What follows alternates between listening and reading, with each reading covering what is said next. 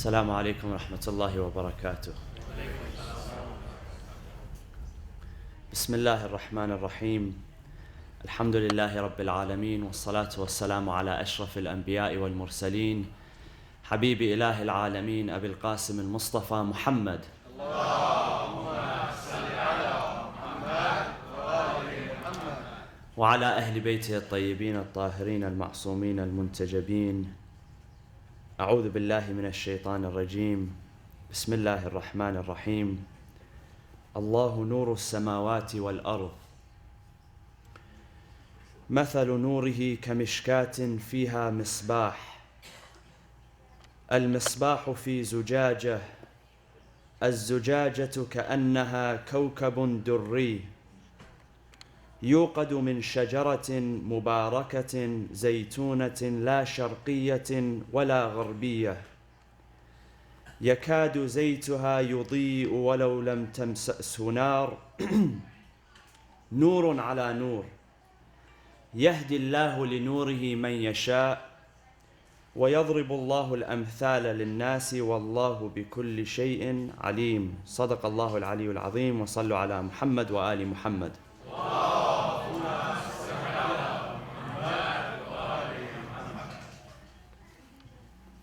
Before I begin, I'd like to congratulate you all on the auspicious occasion of the birth of Sayyidati Nisa al-Alameen, Lady Fatima al-Zahra alayha salam.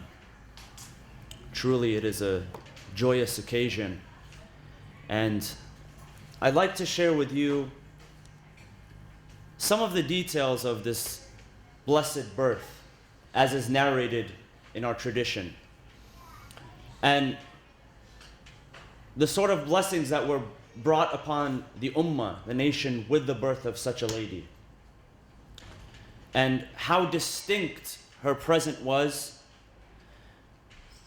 among the presence of the ladies there, including the ones that had come before and the ones that were to come following.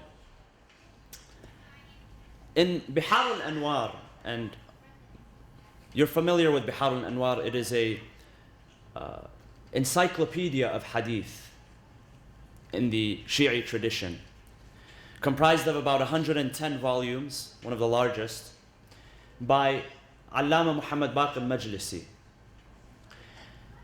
And he took it upon himself to provide this great work, 110 volumes of some of the greatest traditions, or the greatest traditions at least which were available to him at that time. He compiled into an encyclopedia, and he named it Bihar al-Anwar. Al-Anwar, the illuminations, an allegory for the Ahlul Bayt, Al-Anwar. And as we shall see in the Quran, the word Nur in chapter 24, Surah An-Nur, which is named after an ayah number 35, describing Allah as Nur. Allahu Nuru Samawati wal Ard.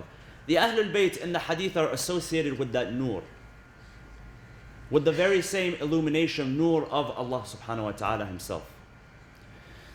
In Ziyarat Jami'ah, one of the greatest ziyarat found in Mafatih al-Jinan and other books, and is recommended to be read when one visits any members of the Ahlul Bayt, Ziyara al-Jami'ah al-Kabira. We say in it, خَلَقَكُمُ اللَّهُ أَنْوَارًا. It's called Jami'ah because it is a ziyarah dedicated to all of the members of Ahlul Bayt, so it can be recited anywhere. خَلَقَكُمُ اللَّهُ أَنْوَارًا. God created you, O Ahlul Bayt, as Anwar, and this was from His light. Allah is also light. He is represented as Nur. From His own Nur, He created the Anwar of Ahlul Bayt. So the book called Anwar, Bihar al-Anwar, Bihar, oceans, because of the vast amount of information which is in there. And Al-Allama al-Majlisi, when he compiled this encyclopedia, he commented on it. He said that this is like an ocean, in the same way that you find in the ocean pearls, which are very valuable, and sometimes you'll find things which are not so very valuable. Some animals or some things that you might find in the ocean that aren't very valuable. You will find both types here, and when he compiled this encyclopedia, it was mainly for the purpose of research. A person who is learned, who knows how to distinguish between what ahadith are authentic and what ahadith are not, is to use this as a source. But regardless, when Allama Majlisi presents the ahadith which have to do with the birth and the life and the martyrdom of Sayyidah Fatima al-Zahra alayhi salam, he dedicates an entire volume to it. And that's volume number 43 out of the 110. And one of the first narrations in volume 43 describes the birth of Fatima, describes the story behind her birth. And through this we begin to see how significant and how special her birth really was. Because it happened under a set of circumstances. And I'll describe in a minute what circumstances I'm speaking of. The first hadith is from the sixth Imam, Al-Imam al-Sadiq alayhi salam. And the narrator is Al-Mufaddal bin Umar, who was one of the famous narrators and companions of the sixth Imam, Al-Mufaddal bin Umar. He has a book which he compiled based off of the teachings of the sixth Imam called Tawheed al-Mufaddal. This is one of the earliest books in the Shi'i tradition. And it speaks about Tawheed. It speaks about the attributes of God, Tawheed al-Mufaddal, which he learned from, these teachings he learned from his master, the sixth Imam.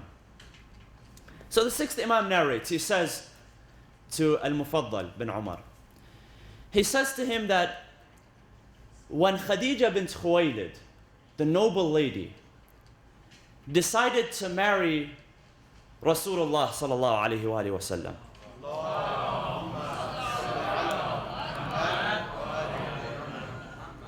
that she was abandoned. We all know this.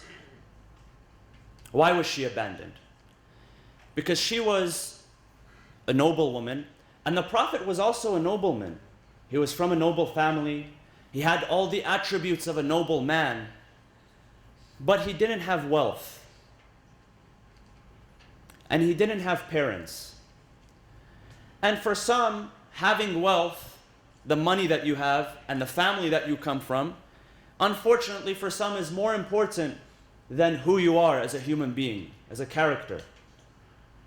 And this is how some people were at that time. So they abandoned her because she decided to marry the Prophet. They warned her against marrying a poor orphan, a man who had lost his parents at a young age, his father before he was born and his mother when he was a child. So they abandoned her. And not only would they stop visiting her, they didn't allow others to visit her. And so she became very lonely. She became very lonely. Sometimes we make choices in our life, and because of those choices, we will miss out on some of the associations that we have. We will lose some of our friends. Some of our family members might reprimand us. But this is a consequence based off of a choice. She made an excellent choice. She married the perfect man. She married the perfect gentleman. But she had to suffer the consequences of loneliness and being alone. When she bore Fatima, and there's a very interesting hadith also mentioned in Bihar al-Anwar, in the same volume. It says that Rasulullah ascended to the heavens during the Isra and Mi'raj, when he was taken from Mecca to Jerusalem, and then from Jerusalem to the heavens. And this is described in the Quran, in chapter number 17. Surah Al-Isra. Subhana alladhi asra bi'abdihi laylan min al-masjid al-harami ila al-masjid al-aqsa. Praise be to the one who took his abd, his slave, meaning the Prophet, from Al-Masjid al-Haram in Mecca to Al-Masjid al-Aqsa. Al-Masjid al-Aqsa meaning the farthest point. At that moment, it was the farthest point from Mecca as a mosque. And when he went and he ascended, of course, we have many narrations which describe what exactly happened when the Prophet ascended. The Quran itself also describes many verses which, we can't seem to make sense of. They are open. What I mean by that is that they are open to different interpretations. ثُمَّ دَنَا فَتَدَلَّى فَكَانَ قَابَ قَوْسَيْنِ أَوْ أَدْنَى. He came closer, the Prophet, until he was 2 bow lengths away from God. What does that mean? And scholars have several suggestions on what this could possibly mean, this closeness, this proximity.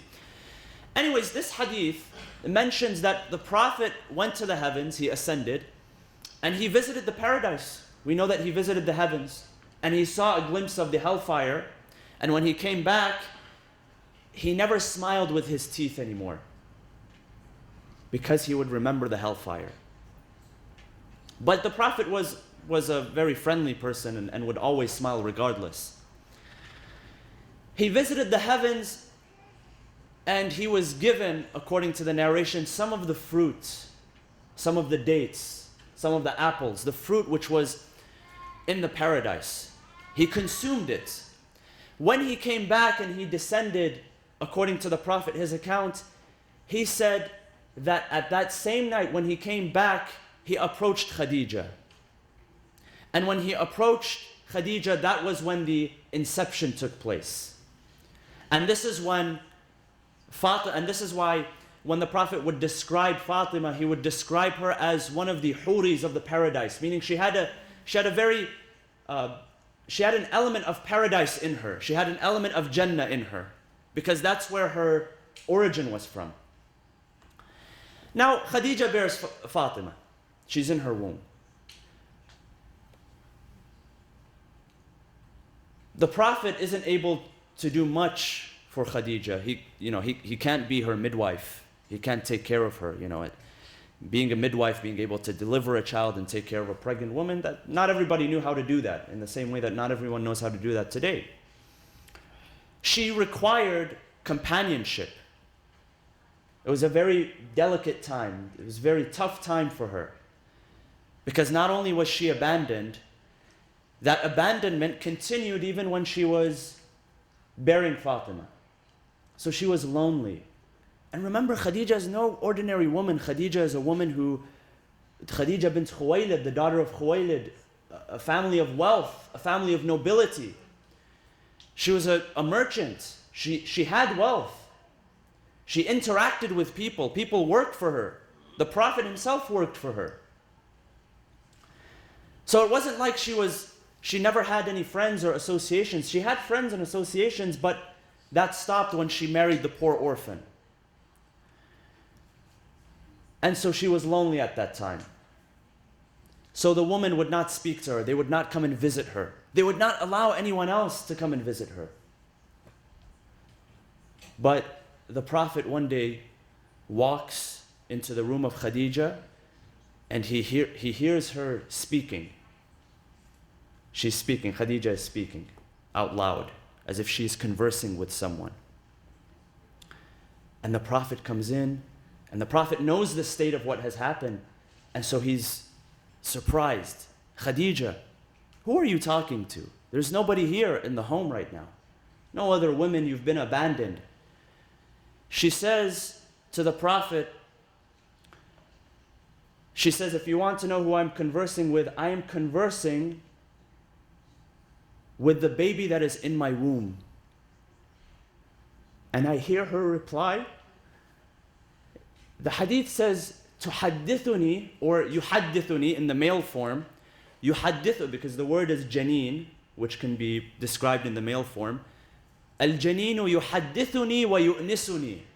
Speaks to me, produces hadith, speech, wa yu'nisuni, and keeps me happy, keeps me entertained.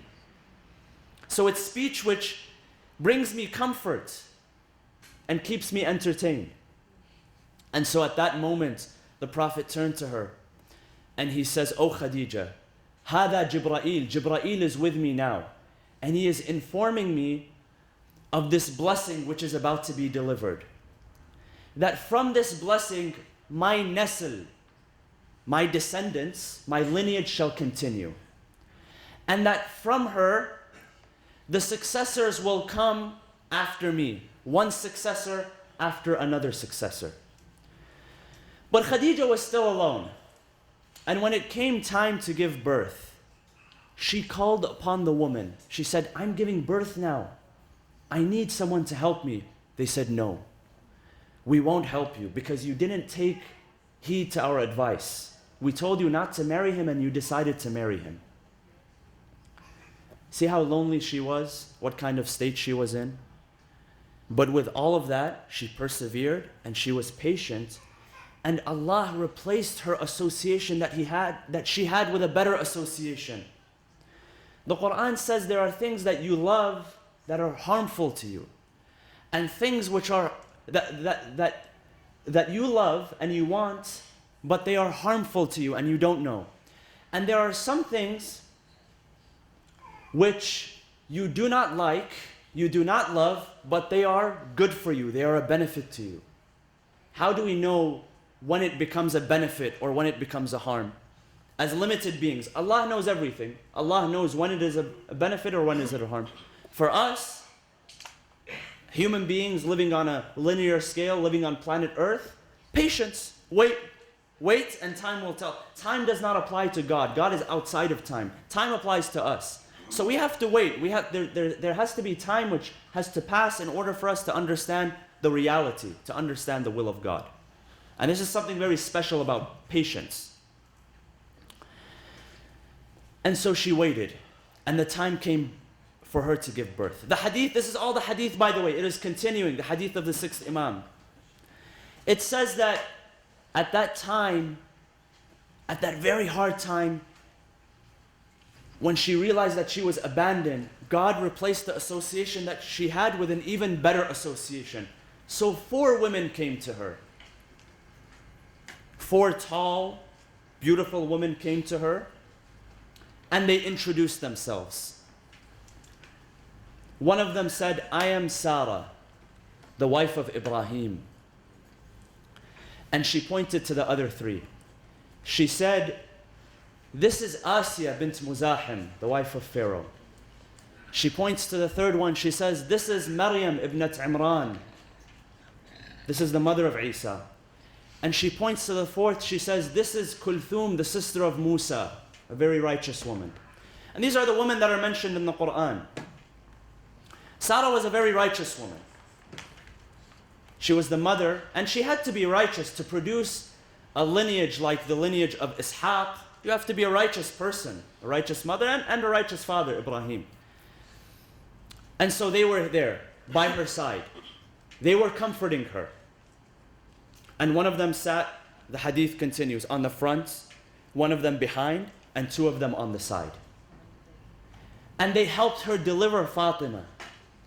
And when Fatima was delivered, the hadith is continuing. It says that all of Mecca, there was not a corner in Mecca that was not filled with light. There was an illumination everywhere. And this illumination continued from her birth till her passing away. From her birth till her passing away. Aisha, the wife of the Prophet, she says, when it was dark in Medina and we required light inside the home to complete our tasks, we would use the light of the face of Fatima, the illumination of the face of Fatima. Here the Quran says, Allahu nuru samawati wal ardh. مثل نوره كمشكاة فيها مصباح المصباح في زجاجة الزجاجة كأنها كوكب دري. This verse, chapter number 24, Surah An-Nur, verse number 35, is one of the most quoted verses of the Quran. In fact, there are entire books which are written about the commentary of this verse. What does it mean that God is nur, that He is illumination? And why is this illumination represented as a lamp, which is in a glass, which is in a niche. What does this mean? What are all of these layers? Well, our first and foremost source are the ahadith of Ahlul Bayt alayhim salam. And if you read the commentaries now, there's different speculations what this means, what that means. In the ahadith of Ahlul Bayt, it says, Al-Mishkat hiya Fatima. Simple. The niche which contains the glass, which contains the lamp, is Fatima. And it describes her sons, Al-Hasan and Al-Hussein, as the lamp and the glass. If you've ever seen an old lamp, there's the lamp which is inside with the wick, which burns, which requires oil, and then it's covered with a glass, and then sometimes that glass is placed in a niche, which can be carried. Or sometimes it's a crevice, an opening in the wall where it can be stored. All of these allegorically are interpreted as the members of the household of Ahlul Bayt. Allahu nuru samawati wal ard. Mathalu nurihi, like his light is mishkat. Mishkat is Fatima. Mathalu nurihi kamisbah. كمصباح فيها مشكات. Okay? Or مشكات فيها مصباح. المصباح في زجاجة. الزجاجة كأنها كوكب دري يوقد من شجرة مباركة. Where does the fuel come from? A blessed olive tree, which neither belongs to the east nor to the west. يكاد زيتها يضيء ولو لم يمسسه نار. That the oil is illuminating even when there is no fire. Nurun ala nur, light upon light. And the hadith say that light upon light is the imams of Ahlul Bayt, one after another, one nur after another nur. Sallu ala Muhammad wa ali Muhammad.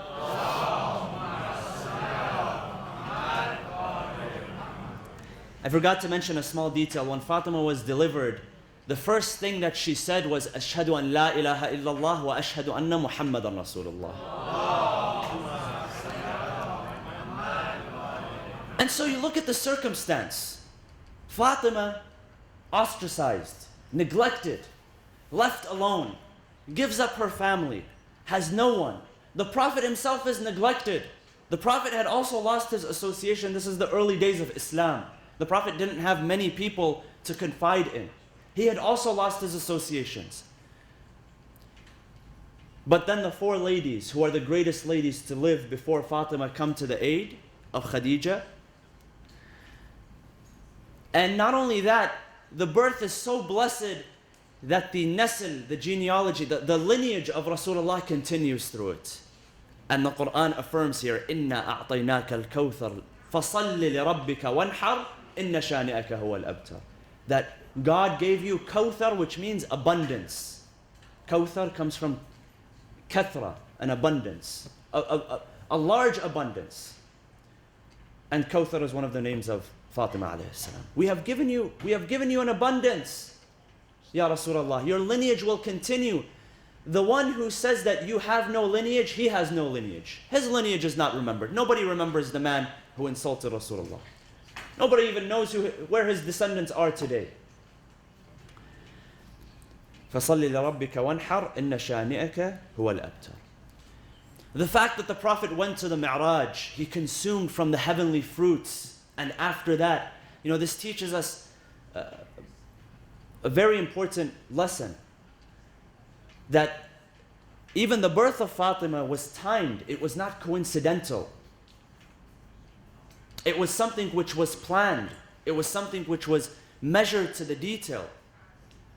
So that even the food which was consumed by the parents who were to create the child was pure. This transfers. If the parents are consuming that which is pure, then that purity transfers to the child.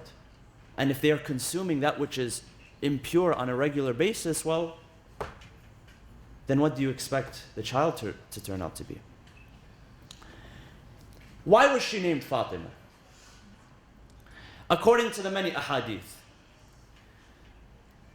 the hadith of the 6th Imam, Al-Imam As-Sadiq alayhi salam, and the hadith of the 8th Imam, Al-Imam Ali ibn Musa al-Rida. They were asked, why was she named Fatima? What is the meaning of the name Fatima? The literal meaning of Fatima. Where does it come from? What is the verb which comes from? Fatima, which means to what? What does Fatima mean? Sustain. No, Fatima means, anybody? Fatima means to wean. When a child is weaned from his mother, meaning that he doesn't consume any of the milk anymore. When it's cut off, when you get to the age where you decide your child will not breastfeed anymore, that is called Fatima, to cut off, to wean, Restraint. to separate. So why is she called Fatima? The one who separates, or the one who cuts off. Cutting off what?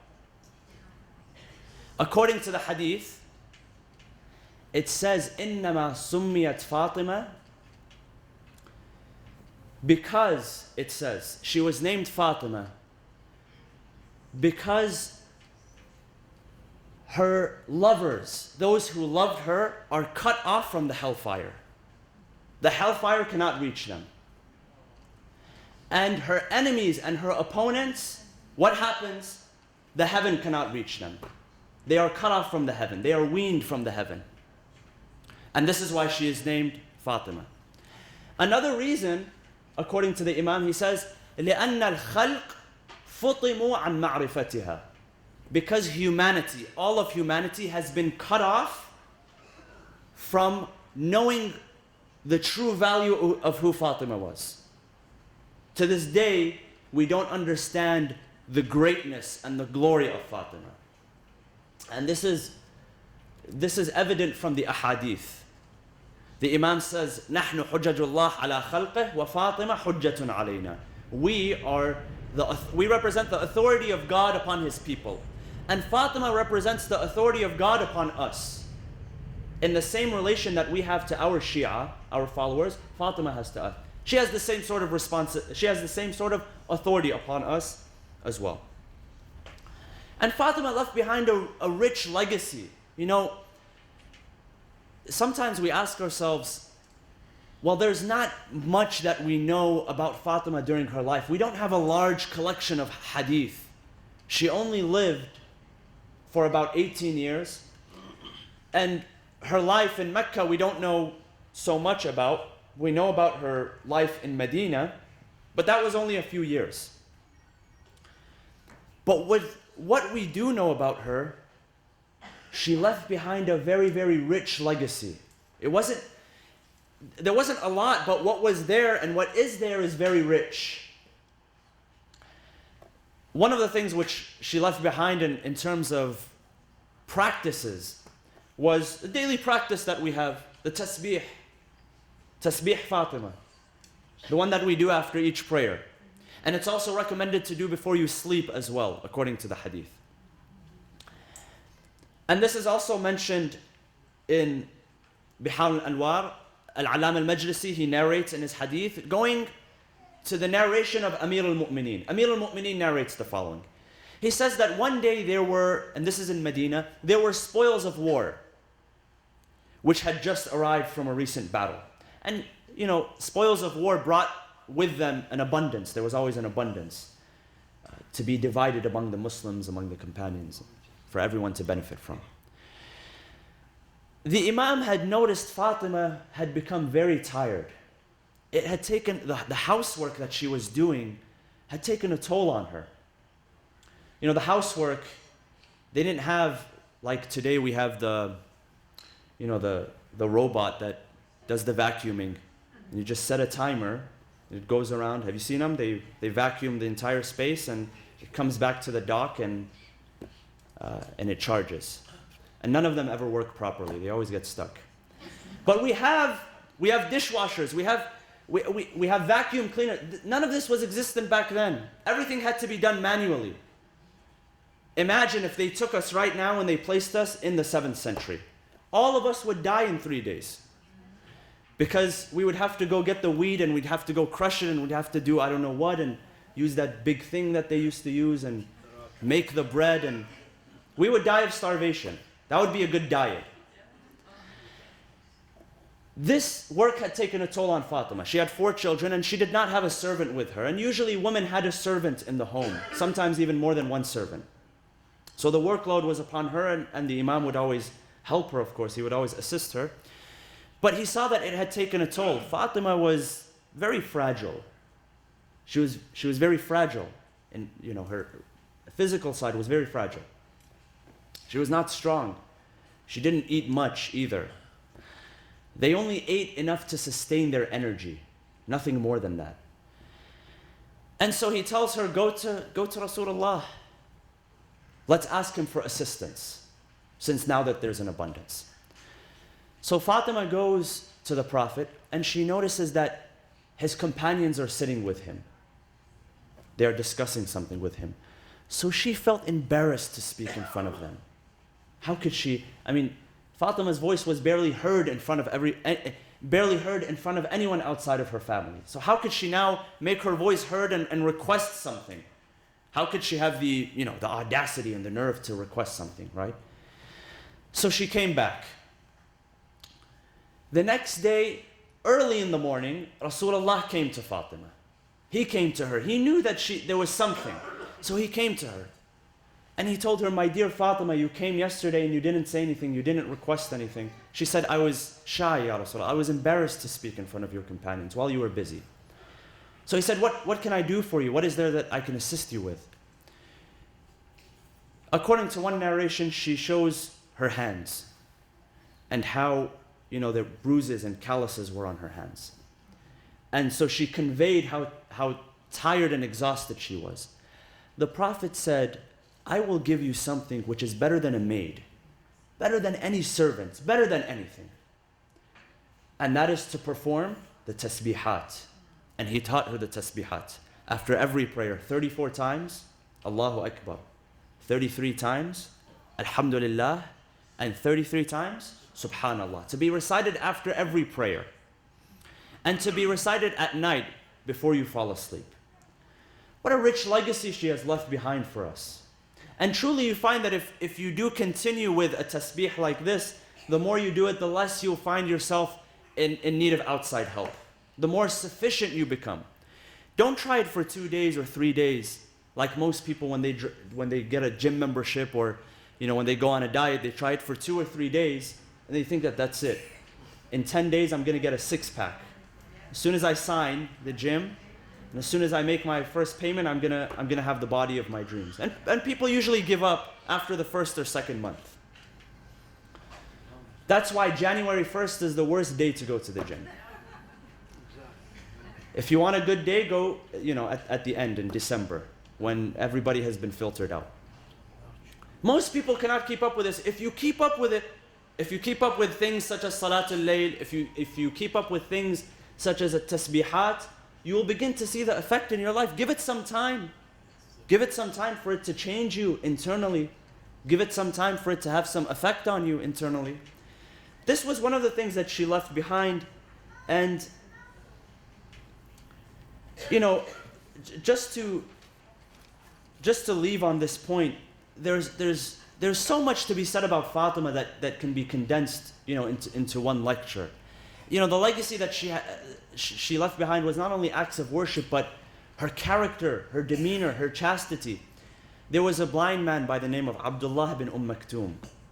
A good man, but a blind man. He could not see. A companion of the Prophet. And one day he comes to the home of Fatima. And he knocks on the door. And he was blind. Everybody knew that he was blind. She places on her hijab, full hijab, from top to bottom, and she opens the door for him. And then she is asked why. Why is it that you covered from him? He's blind, he can't see you. She said, he cannot see me, but I can see him. And since I can see him, it's enough for me to observe chastity. So chastity, iffa, it's a two-way street. It's not only people looking at me, it's me looking at people as well. A very, very rich legacy she left behind. And, just the fact that Amir al-Mu'mineen spoke so highly of her in Nahj al-Balagha.